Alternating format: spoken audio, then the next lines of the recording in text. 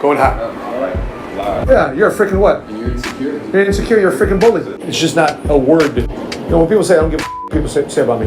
Yeah, you do. The competitors, you know what the competitors are always going to boast? I'm glad it's going to be on video. Make sure this makes the video.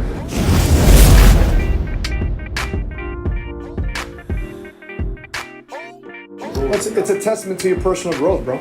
That's all that is. The people that earn the most and get promoted the most are the people that grow the most. For example, I did a quick IG video that Alex chopped it up, but we ran into a guy that went from 0 to $200 million. And he said, I didn't take a day off for 6 years. So he did in 6 years what most people do in 20. And by the way, the competitors, you know what the competitors are always going to boast? I'm glad it's going to be on video. Make sure this makes the video. You know what the competitors in the industry do, like Primerica and WMG? You know what they always talk about? How strong we are, how big we are. We got this. We're a multi-billion-dollar company. We're $11 billion company. We're publicly traded. We got the backings of the 5th largest financial group in the world. You know what you tell them? More power to you. But why do you feel that you got to comment on our little 10-year-old company? Do you know what it's like to have a multi-billion-dollar company drop negative comments and troll our channel? What happens if I was a junior in high school and I was picking on a 5th grader? You look like an asshole. Yeah, you're a freaking what? And you're insecure. You're insecure, you're a freaking bully. Keep being insecure. There's young trainee associates that troll my stuff, the number one income earner in the company, and what I tell them, hey dude, I'm glad you feel the way about your company. Knock yourself out, more power to you. Just so you know, there's plenty of market for us to capture. Plenty of market. 200 million people need our help. You think 3 companies are really gonna do the job? You think we can penetrate the market with 12,000 agents? That's why we need by 2029 500,000 agents. Yeah, but think about that, bro. Let's say next 10 years you decide to commit to this. How old will you be? 10 years? 10 years. How old will you be 10 years from now? 30. So, bro, imagine by the time you're 30 years old and you're yanking down 10 mil a year because you decided to lock arms with people that are thinking big, man. My hope for you, brother, is that you make no big mistakes these next 20 years. You don't lose a bunch of money. You end up dating the wrong person. You end up having kids out of marriage and baby mama drama. Money's going to influence you in ways that you never thought would influence you. Yeah, there's 2 things we always have to work on. You got to work in the business and you got to work on the business. What do you think you guys are working on right now? Are you in the business right now or are you working on the business? Yeah, you're working on the business. And you work on the business, you work on your house to create a bigger house, to create a bigger capacity. Guess what you can do in the house? You can do a lot more. Some people get too caught up, and by the way, the hardest part is not being able to see what's in the house. You know, I heard Les Brown one time said, he said, you can't see the picture when you're inside the frame. Oh, profound statement. I can't see what I'm missing if I'm inside of it. And you always got to be about the big picture. As a leader, how do you stay on top of your team and yourself? You got to figure out what you got to do to move your business individually every day. You got to figure out who in your company that you got to help every day. You got to do both. Where was I last week? I've identified there's a leader out in Biloxi, Gulfport, Mississippi, named Pastor Bay. By the time he gets promoted, he'll be my 3rd generation MD. He's not in your position. He's not in my base yet. But what am I in the business of building? I'm in the business of building leaders. I don't want to be a king. I want to be a kingmaker. So my job is to find out guys that want to be kings and queens. I gotta go help them. You heard me say it, right? You heard me say it like a month ago. Hey, Pastor Bay, challenge. Yep. Could you use my help? I could use your help. I mean, would you like me to go down and help you build your organization? So therefore, you're not the only guy talking about how good your business is. You can use some support. That day, the next day, we recruit like 10 in the base. And what do you do the next day? He introduces me to Ray Crockett, 2-time Super Bowl champ with the Denver Broncos. He puts his ring next to my ring, like, you know what he said? I want your ring.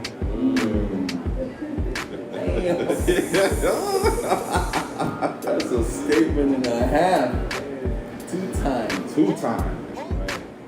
I want Super Bowl champ. I'm trying to get that ring.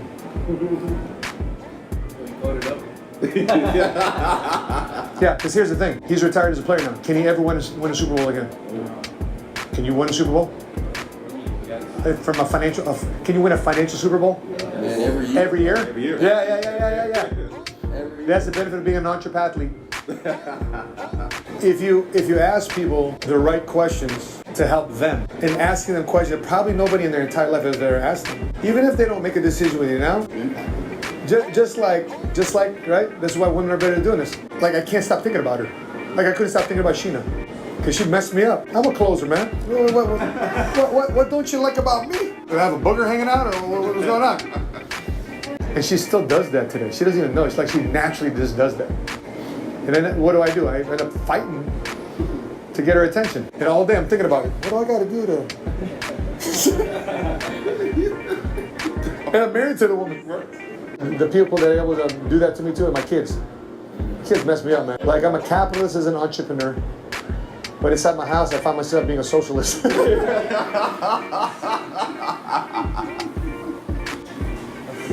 Equal opportunity for all. Socialist trying to be kind.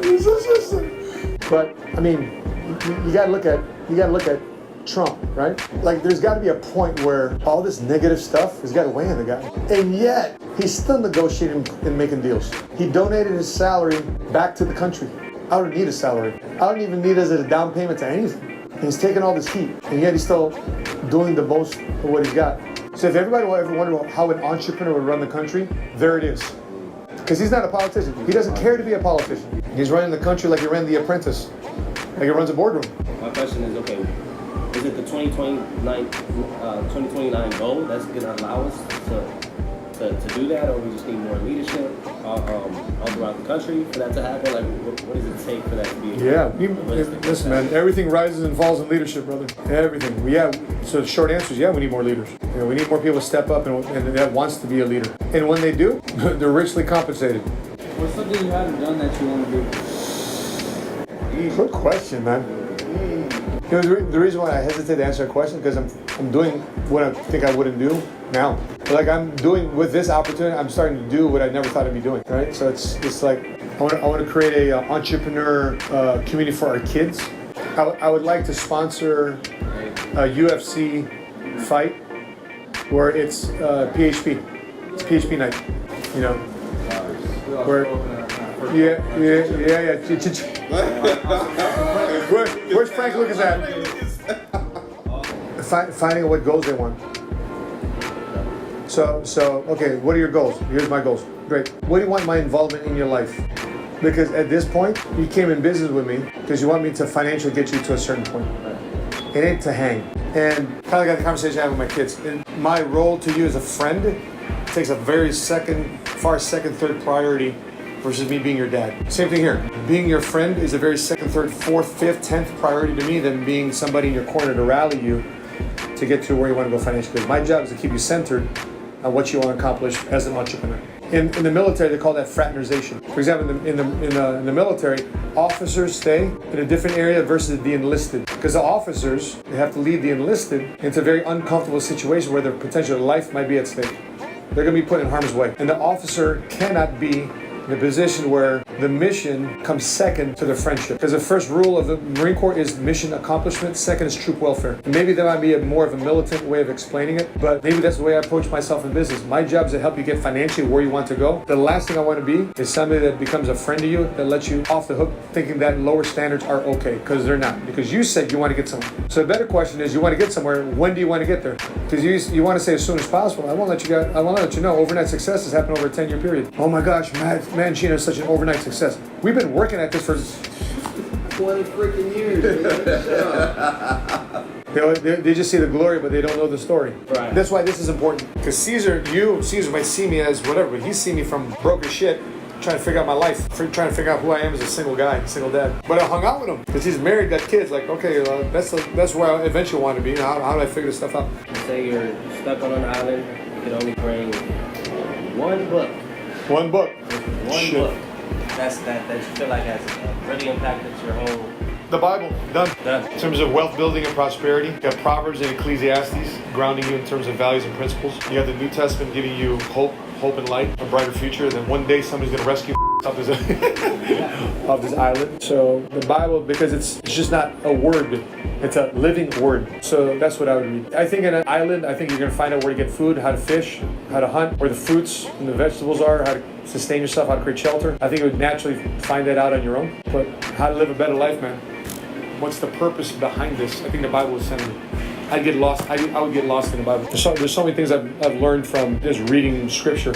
You know what movie we watched at the MMA with Orlando? We watched the Mark Wahlberg movie with the Philadelphia Eagles player, Invincible. So it was a bad year for the Philadelphia Eagles, and then they bring in Dick Vermeil, his first year as a pro coach. He said, all right, open tryouts to make the team. What? Open tryouts? So he had a whole bunch of characters trying out. But Vince Papale, that's his name. Vince Papale was a 30-year-old bartender who never played college ball that actually made a team and played for 3 years. With no professional training, nothing, just being a kid from Philly. Runs a 4.540 in his 30s. But in that movie too, all his buddies that was bartending at, everybody there's working for the union. There's friends there that didn't want to support him. Guys are dogging him out. Jealousy and envy. And then there are friends that were genuinely excited for him. How do you keep that state of mind? By the way, you mentioned jealous and envy. Like they're envious of you? Envious of you, and they've thrown out certain levels of energy. They might not be saying anything, but so I mean, to me, it's just keep pushing, keep grinding. But I've seen people kind of dwindle off of that too. So in other words, how do you respond to people who are jealous and envious of you? Bro, you can only control what you can control. I'm having a hard enough time managing me. So the people that if they want to be jealous and envious, so maybe if I want to throw them a bone, and no matter how much you throw them a bone, they'll never appreciate you. Because they have that spirit of jealousy and envy. Because they think they're powerless to think that they can't enjoy what you're enjoying. And yet they do. So if you think people are going to say, well, when I have my first 100 grand, they're going to enjoy my ranks? That's another thing too, man. I can't worry about what other people are thinking of me. Do I care what people say? I do. I mean, there's people's opinion that care what they say. You know, when people say, I don't give a people say about me. Yeah, you do. That's why you're angry. But it's there's certain people that you care about. Right. And that the opinion matters. Yeah. Right. Flip side is true. There's only certain people I take praise from. Otherwise it's just flattery. I don't buy into flattery.